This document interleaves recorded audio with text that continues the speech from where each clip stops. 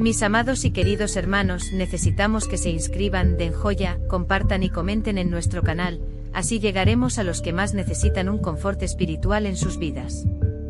San Martín de Porres. Martín de Porres Velázquez, O.P., ou San Martín de Porres, * Lima.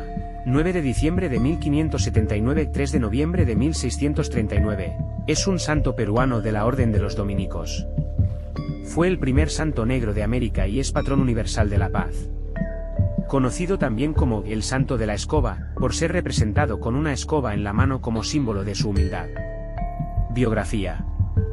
Martín fue hijo de un español de la Orden de Alcántara, don Juan de Porres, según algunos documentos. El apellido original fue Porras, natural de la ciudad de Burgos, y de una negra liberta, Ana Velázquez, natural de Panamá que residía en Lima.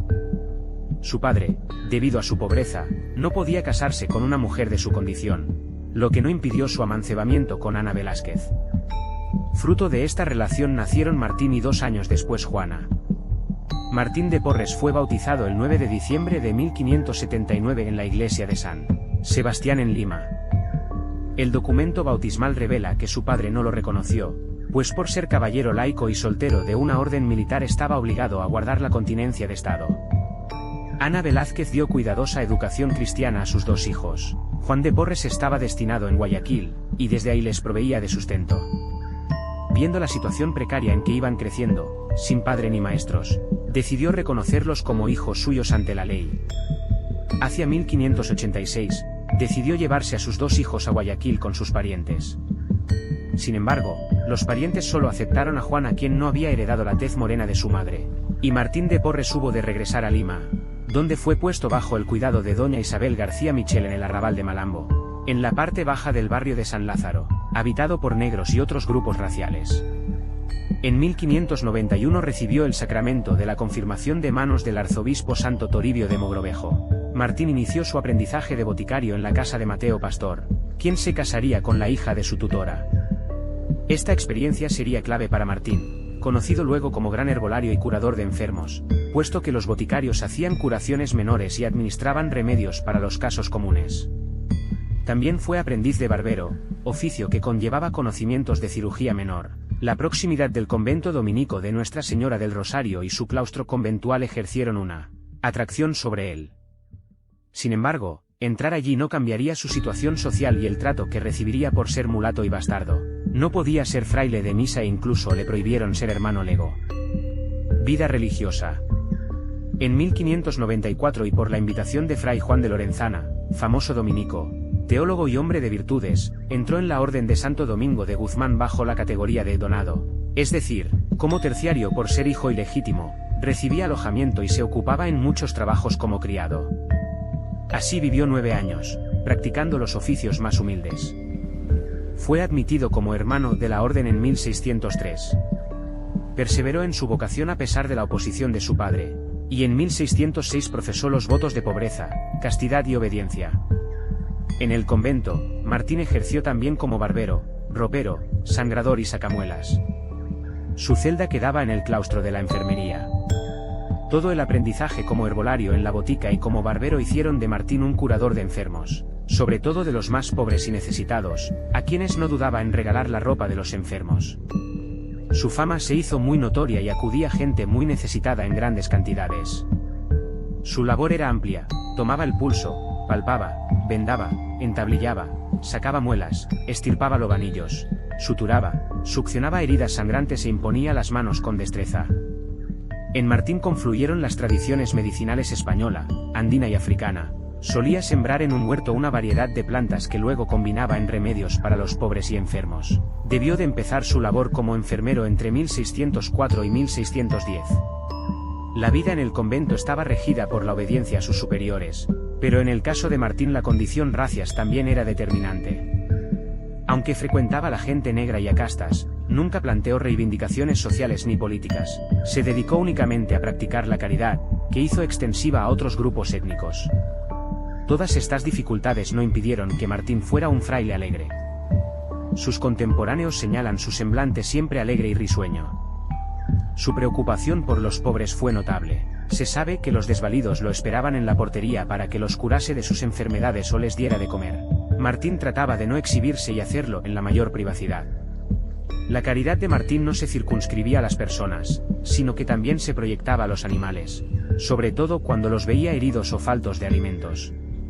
Tenía separada en la casa de su hermana, que ya estaba casada y en buena posición social, un lugar donde albergaba a gatos y perros sarnosos, llagados y enfermos. De todas las virtudes que poseía Martín de Porres sobresalía la humildad, siempre puso a los demás por delante de sus propias necesidades. En una ocasión el convento tuvo serios apuros económicos y el prior se vio en la necesidad de vender algunos objetos valiosos. Ante esto, Martín de Porres se ofreció a ser vendido como esclavo para remediar la crisis. El prior, conmovido, rechazó su ayuda. Ejerció constantemente su vocación pastoral y misionera. Enseñaba la doctrina cristiana y fe de Jesucristo a los negros e indios y gente rústica que asistían a escucharlo en calles y en las haciendas cercanas a las propiedades de la orden ubicadas en Limatambo. La situación de pobreza y abandono moral que estos padecían le preocupaban. Es así que con la ayuda de varios ricos de la ciudad, entre ellos el virrey conde de Chinchón, que en propia mano le entregaba cada mes no menos de 100 pesos, fundó el asilo y escuela de Santa Cruz para reunir a todos los vagos, huérfanos y limosneros y ayudarles a salir de su penosa situación. Martín siempre aspiró a realizar vocación misionera en países alejados. Con frecuencia lo oyeron hablar de Filipinas, China y especialmente en Japón, del cual manifestó conocer. El futuro santo fue frugal, abstinente y vegetariano. Dormía solo 2 o 3 horas, mayormente por las tardes. Usó siempre un simple hábito de cordellate blanco con una capa larga de color negro. Alguna vez que el prior lo obligó a recibir un hábito nuevo y otro fraile lo felicitó, Martín, risueño, le respondió: pues con este me han de enterrar, y efectivamente, así fue. San Martín de Porres, o santo en vida. Martín fue seguidor de los modelos de santidad de Santo Domingo de Guzmán, San José, Santa Catalina de Siena y San Vicente Ferrer. Sin embargo, a pesar de su encendido fervor y devoción, no desarrolló una línea de misticismo propia. Se sabe que San Martín de Porres, Santa Rosa de Lima terciaria dominica y San Juan Macías también dominico, se conocieron y trataron algunas veces, aunque no se tienen detalles históricamente comprobados de sus entrevistas. La personalidad carismática de Martín hizo que fuera buscado por personas de todos los estratos sociales, altos dignatarios de la Iglesia y del gobierno, gente sencilla, ricos y pobres. Todos tenían en Martín alivio a sus necesidades espirituales, físicas o materiales. Su entera disposición y su ayuda incondicional al prójimo propició que fuera visto como un hombre santo. Aunque él trataba de ocultarse, la fama de santo crecía día por día. No había familia en Lima que no hubiese recibido ayuda de Martín de Porres. También, muchos enfermos lo primero que pedían cuando se sentían graves era: que venga el santo hermano Martín. Y él nunca negaba un favor a quien podía hacerlo. Hacia 1619 comenzó a sufrir de cuartanas, fiebres muy elevadas que se presentaban cada 4 días. Este mal se le fue agudizando y duró el resto de su vida, aunque continuó cumpliendo con sus obligaciones. Con el correr del tiempo, Martín fue ganando no solo fama de santo, sino que empezó a ser temido. La imaginería popular se desconcertaba ante sucesos sobrenaturales, algunos de ellos no presenciados pero conocidos de oídas. Comenzaron a correr rumores de que deambulaba por el claustro en las noches, rodeado de luces y resplandores. También causaban miedo sus apariciones inesperadas y sus desapariciones inexplicables. Milagros atribuidos.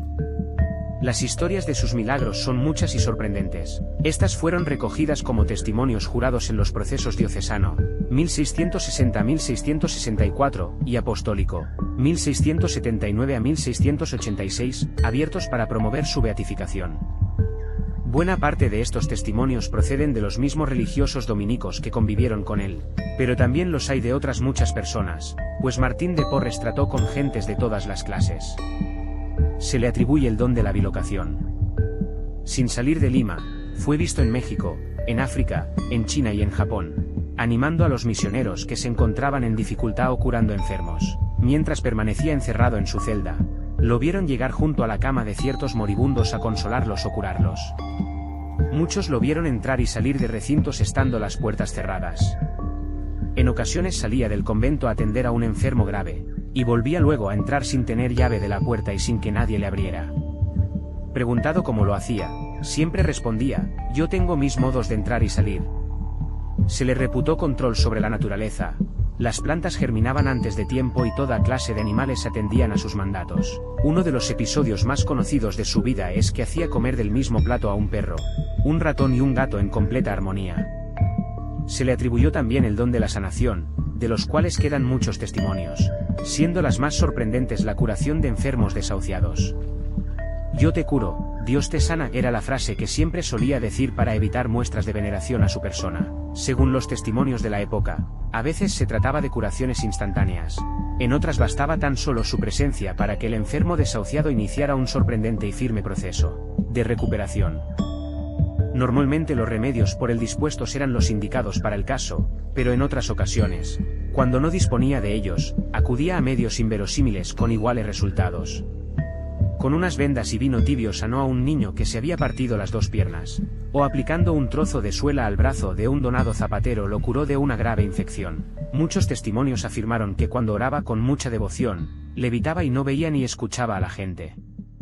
A veces el mismo virrey que iba a consultarle, aun siendo Martín de pocos estudios, tenía que aguardar un buen rato en la puerta de su habitación, esperando a que terminara su éxtasis. Otra de las facultades atribuidas fue la videncia.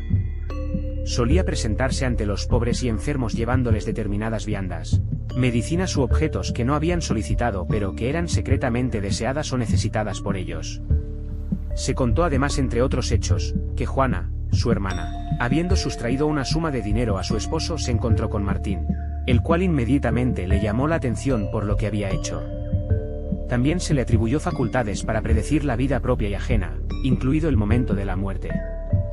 De los relatos que se guardan de sus milagros, parece deducirse que Martín de Porres no les daba mayor importancia. A veces, incluso, al imponer silencio acerca de ellos, solía hacerlo con joviales bromas, llenas de donaire y humildad. En la vida de Martín de Porres los milagros parecían obras naturales. Su muerte. A la edad de 60 años, Martín de Porres cae enfermo y anuncia que ha llegado la hora de encontrarse con el Señor. La noticia causó profunda conmoción en la ciudad. Tal era la veneración hacia este mulato, que el virrey Luis Jerónimo Fernández de Cabrera y Bobadilla, conde de Chinchón, fue a besarle la mano cuando se encontraba en su lecho de muerte pidiéndole que velara por él desde el cielo. Martín solicitó a los dolidos religiosos que entonaran en voz alta el credo y mientras lo hacían, falleció.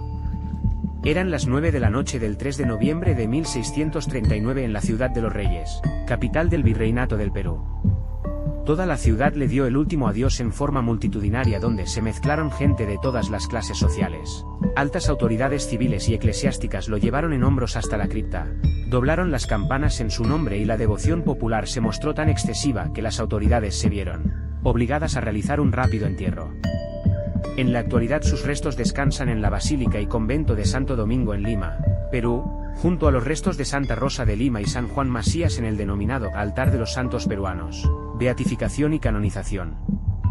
A pesar de la biografía ejemplar del mulato Martín de Porres, convertido en devoción fundamental de mulatos, indios y negros, la sociedad colonial no lo llevaría a los altares. Su proceso de beatificación hubo de durar hasta 1837, cuando fue beatificado por el Papa Gregorio XVI, franqueando las barreras de una anticuada y prejuiciosa mentalidad. El Papa Juan XXIII, que sentía una verdadera devoción por Martín de Porres, lo canoniza el 6 de mayo de 1962 con las siguientes palabras: Martín excusaba las faltas de otro.